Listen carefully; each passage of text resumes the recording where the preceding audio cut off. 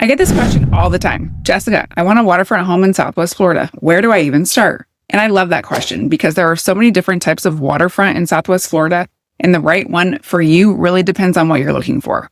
So today I want to walk you through the main waterfront pockets in Fort Myers, what each one offers, and what you need to know before you buy. I'm Jessica Gatewood, a Fort Myers native, a real estate broker, and your go-to guide for all things Southwest Florida. All right, let's get into it. The first thing I tell buyers is that waterfront is not one size fits all here. I think there is a perceived conception that all waterfront in Southwest Florida leads to the Gulf, and that is simply not the case. You've got Riverfront on the Caloosahatchee River, which does lead out to the Gulf and also leads in all the way into Lake Okeechobee and beyond. You've got direct Gulf access canal homes, which will lead you typically out into the river and then out to the Gulf, or again into Lake Okeechobee. You've got just simply lakefront communities, which are man-made lakes, drainage ponds. And then there are interior canal neighborhoods where you have to be mindful of the size of your boat based on canal depths and bridge height, but you can still keep the boat in the backyard and get to the Gulf. The price, the insurance, the flood risk, these are all going to be different depending on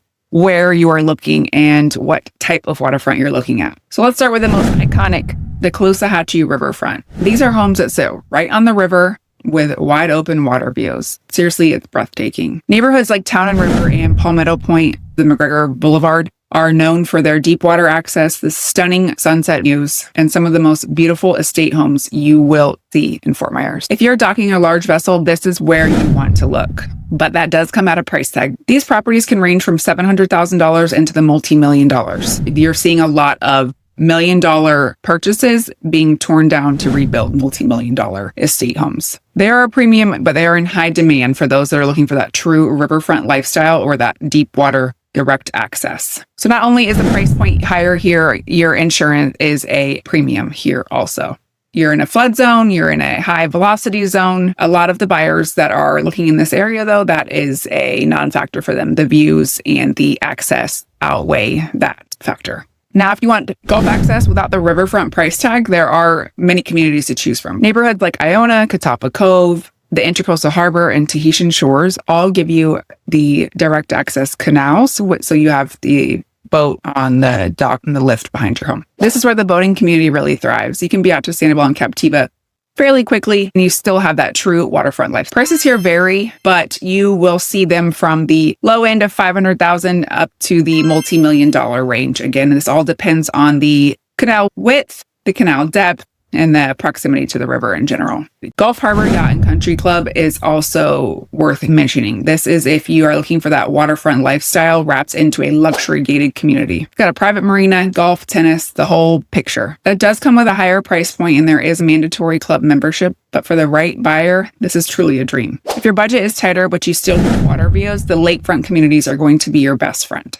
There are dozens of communities throughout Fort Myers and Southwest Florida where the homes are built around beautiful lakes. You get the view, the serenity, the Florida sunsets, that true vacation lifestyle. You just don't get to take your boat from your backyard out to the Gulf.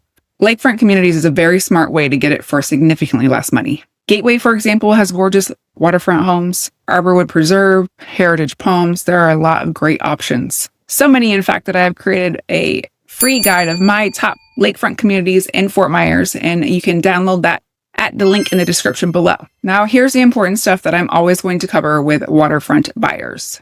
Number one is flood zones. Before you fall in love with any property, you must check FEMA flood zone designation. Flood zone X is the lowest rating, which typically does not require any flood insurance. And then AE is the highest rating, which will require flood insurance. And the rates vary depending on what elevation you're at. Number two is a wind mitigation. This is an insurance report that directly affects the insurance premiums. We need to ask about roof age. We need to ask about impact windows and doors, the roof clips.